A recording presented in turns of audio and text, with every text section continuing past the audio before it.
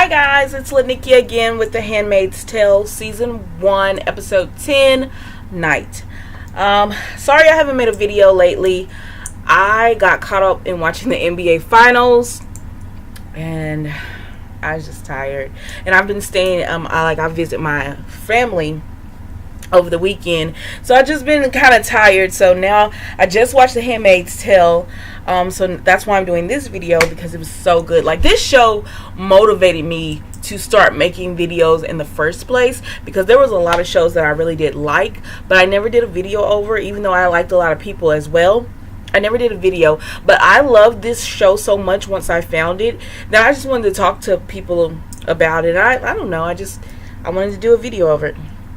So again, it's the season finale for The Handmaid's Tale, which was completely epic. I loved everything about it. I think I say that every time. I loved everything about it. I loved the way it ended. So let's get into it. So they actually show when June and all of the women, well, not all of them, but they actually show how June first met Aunt Lydia, which was, I guess, in this long hallway, and they were coming in after they had been captured. And she was saying, look at you dressed as sluts and all that kind of stuff. But so that's June's first meeting of Aunt Lydia. And June, in that meeting, I think it set up how her passiveness is. Because to me, June is very, she wants to do things, like she wants to help Mayday and everything, but she's very passive as well. Oh gosh, I forgot my water.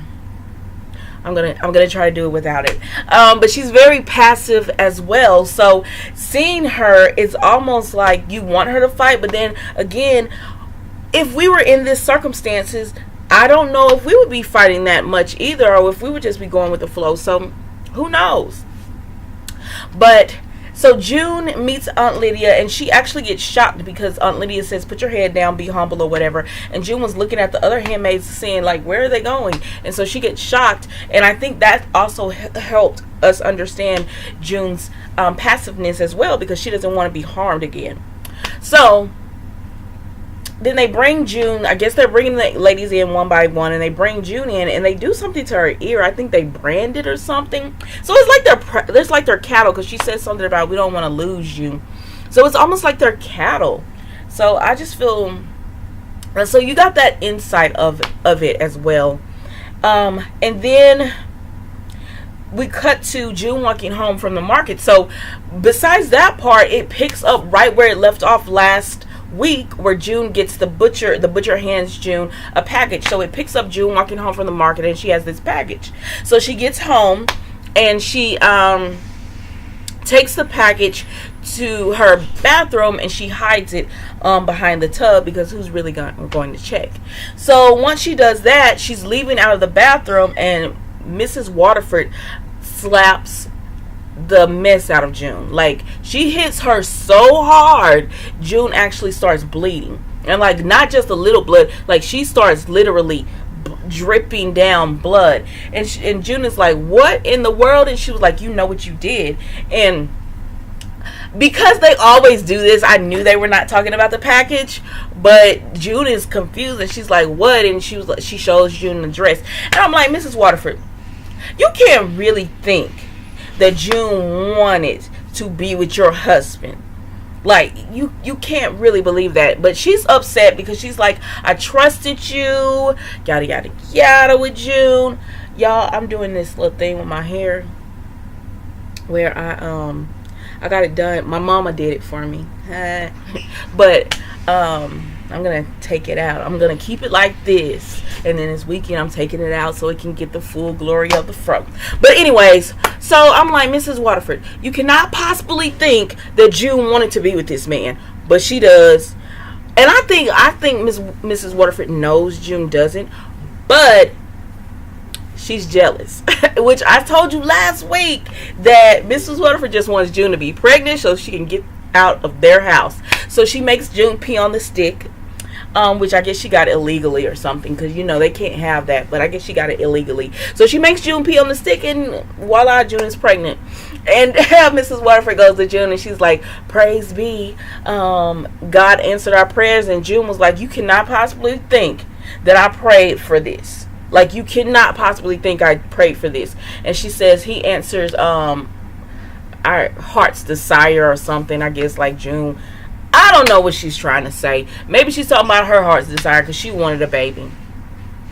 So then we go from oh god, I got my notes, y'all. So then June. Oh, then we go to June in bed, and she pulls the cover over, and then she's with Luke. So she remembers when she was pregnant with Hannah with Luke, and of course that was her husband, so she wanted that baby, and so it was a happier time. And like this time she's kind of sad.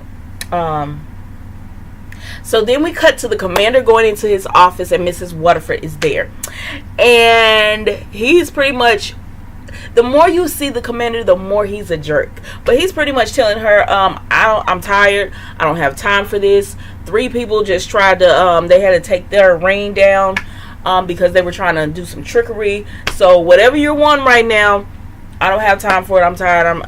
We don't have time for this. And so she loves her husband. So she's like, let's play Scrabble, because she knows you've been playing Scrabble with him. So she's like, let's play Scrabble. And he was like, maybe later. And so then she's like, well, I bet she's good because, she's so smart. And so Mrs. Waterford is like,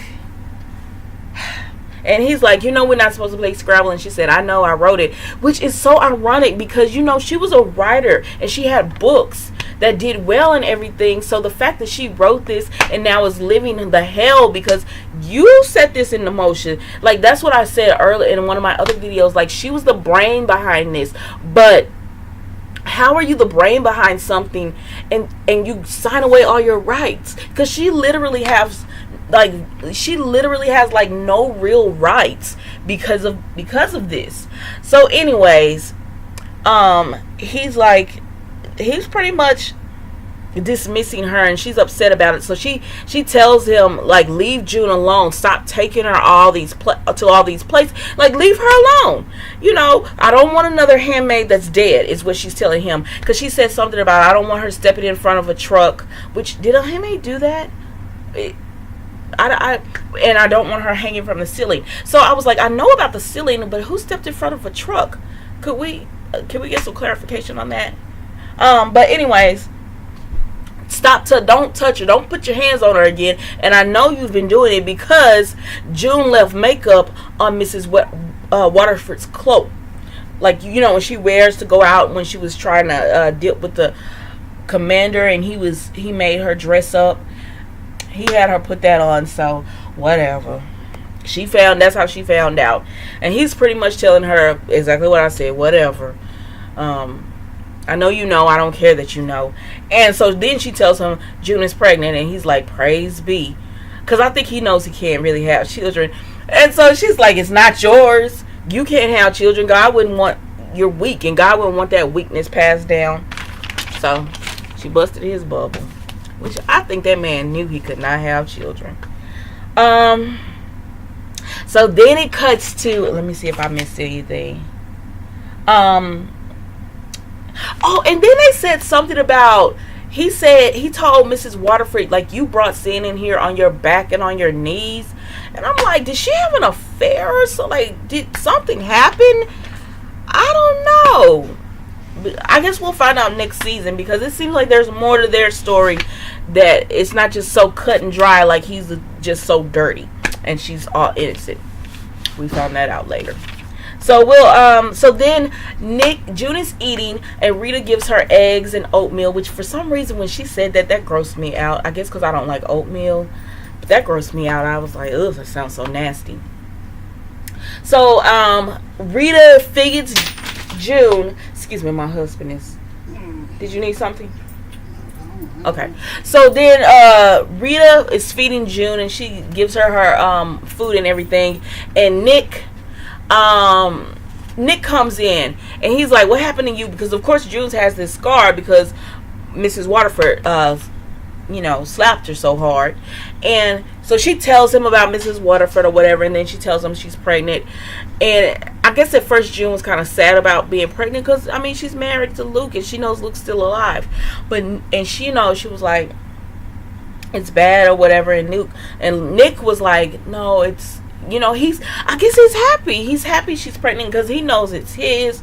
So he puts his hand over hers. He puts his hand on her stomach, and then she puts her hand over, and he like leans into her. And for that moment, it was like a couple that just found out that they were pregnant, and they were kind of happy.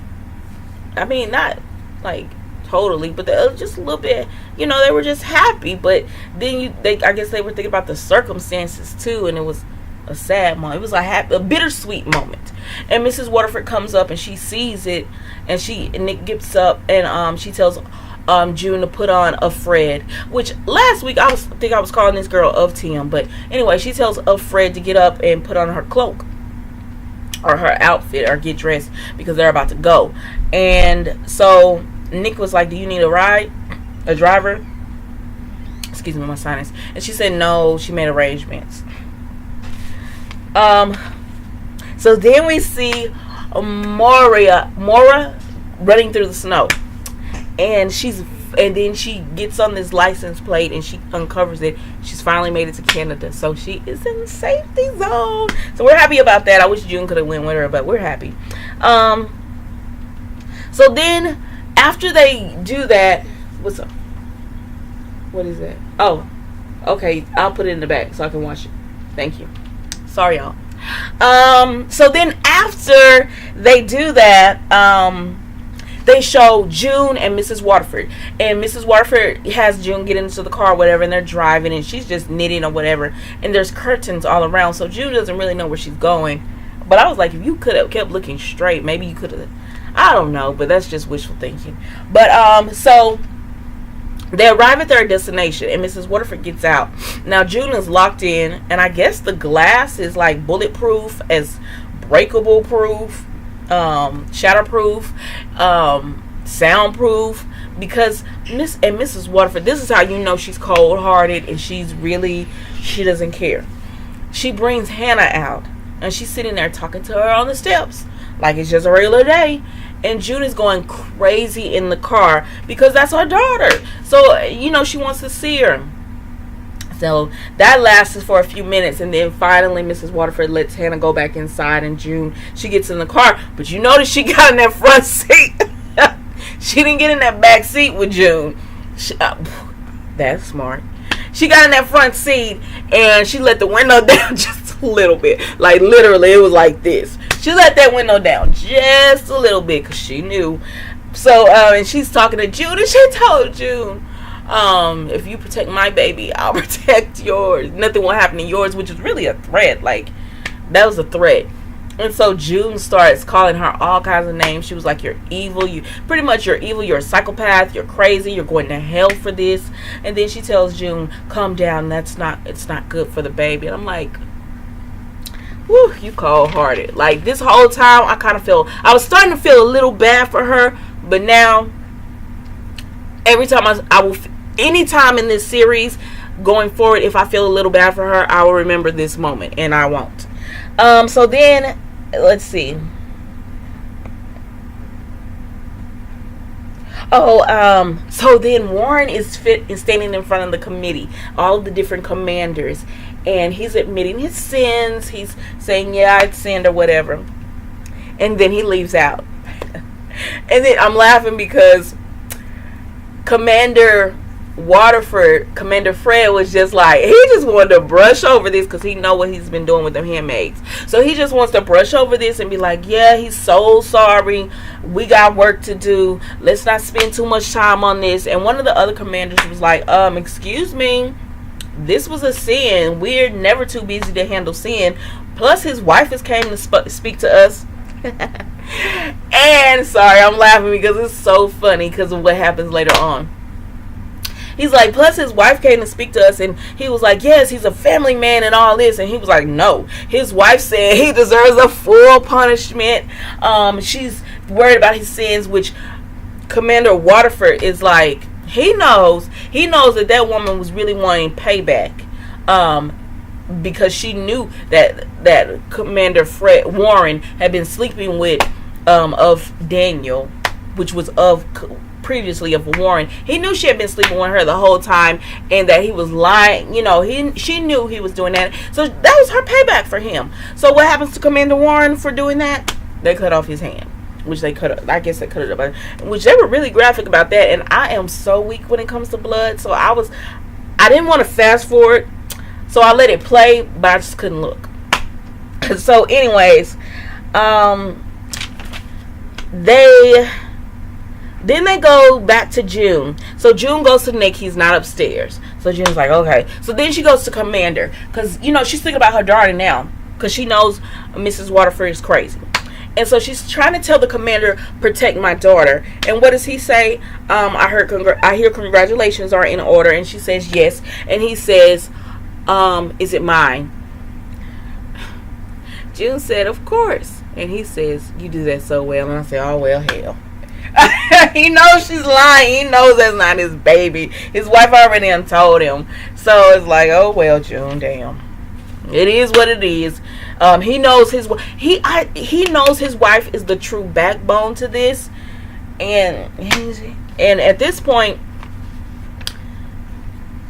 he doesn't want what happened to Commander Warren to happen to him. So he's like, June, you on your own on this. So then we cut back to. Then they go to June. As she opens the package. They told her not to open it, but she opened it anyway. I would have too, because I'm nosy. So she opens the package, and it's hundreds of letters on whatever the handmaids could write on, just telling about the rape and the slavery and how they had children and they were taken away. And honestly, that moment right there reminded me of American history, of slavery and stuff, where the women would have these children and they would have husbands and they would be ripped apart. So that moment was really intense for me to watch. So then we go to Maura, so the man is talking to Maura, and he's giving her money, and he's asking her, do you have family in Canada? She says no. So he's giving her money and clothes and a phone for a year. They're getting her on her feet, health insurance. I don't know. I was like, oh man, this is like everything Americans say, and then you go to Canada where they do give, they have health insurance for everyone. So I don't know. It's just I don't know. So then with everything going on with the immigration and the ban that's trying to happen and everything, it really, some of the parts that they would put in here really just hit home and made you, it just made you think. So Maura's she was pretty much shell shocked. She because if you can imagine being a sex slave, which is pretty much what they were, and then she had to go to Jezebel's and be a prostitute, and then all of a sudden you're free to do whatever you want to do. That's I could imagine how she would be kind of shell shocked from that or whatever. So then they go to Fred and Serena, which is Commander and Mrs. Waterford. Which this is why I laughed, because he's up in there and he's like, you need any help? Because she's doing this baby room. She is too happy to have this baby room. So she's doing this baby room and everything, and he's saying, he's talking to her and he's saying stuff like, praise be, this is gonna be great. And she's pretty much calling his BS no, this is great, she's having a baby or whatever. Because he was saying we're having a baby, and she was like, yes, she's having a baby. He was like, no, we're having a baby or whatever. Because really it's not neither one of their baby. They're really kidnapping a baby. So then he's telling her, June will be gone and it'll just be us with our family or whatever. And I'm like, yeah, because you don't want that arm cut off. Because he knows what he's been doing. So he's sweet talking her, and I guess it works. I don't care. And then so then we cut to June on the bathroom floor with all these letters, and I'm like, June, what are you doing? I hope nobody walks in on you, because I don't know where you're gonna stash all this stuff.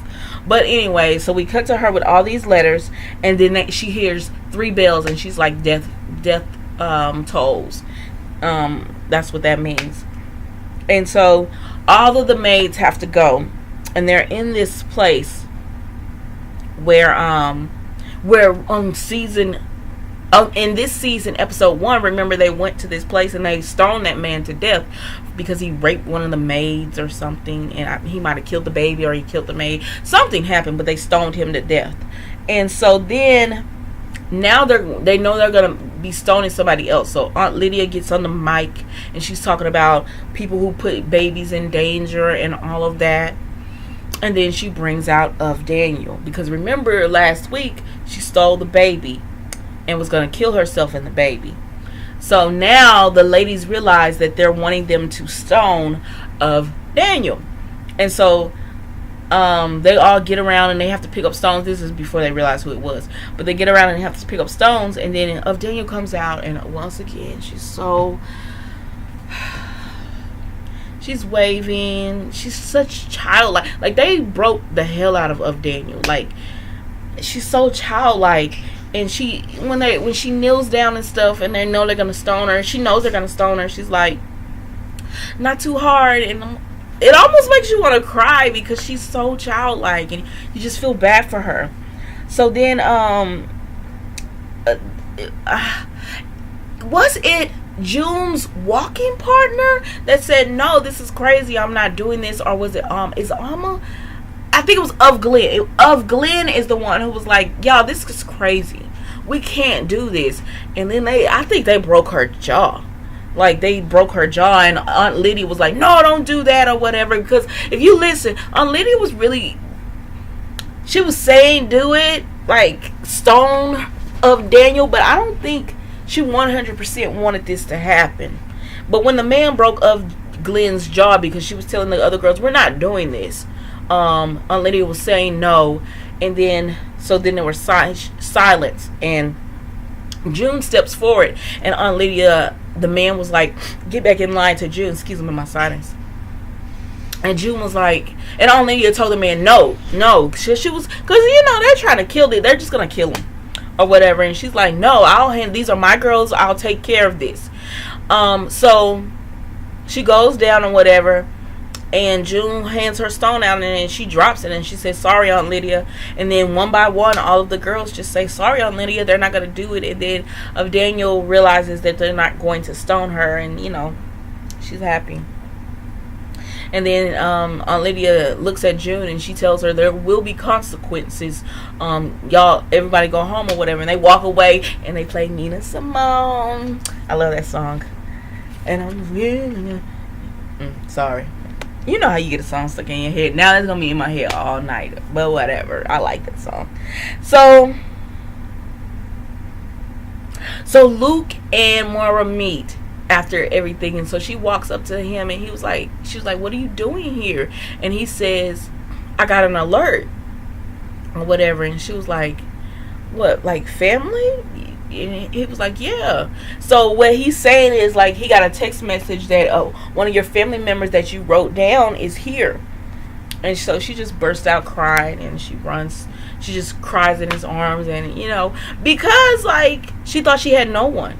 Honestly, she thought she had no one, and for him to consider her family, I don't know, it's just emotional. This was an emotional episode for me. But anyways, so then cut back to June.